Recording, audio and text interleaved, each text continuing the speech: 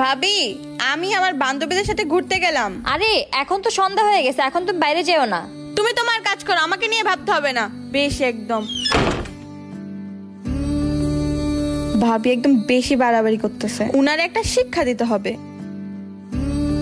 আরে অনেক পানি পিপাসা লাগছে।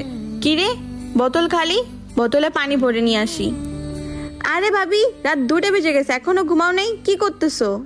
আরে তুমি তো এখনো রাতের খাবারই খাও নাই, তাই তোমার জন্য অপেক্ষা করতেছিলাম। ভাইয়া, ভাবিকে কিছু বলবা, ভাবি কিন্তু অনেক বাড়াবাড়ি করে।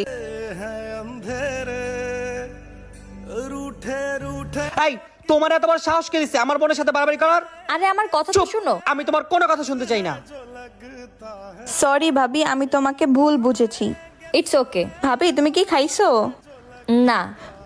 চলো ভাবি, ডিনার করে আসি। চলো।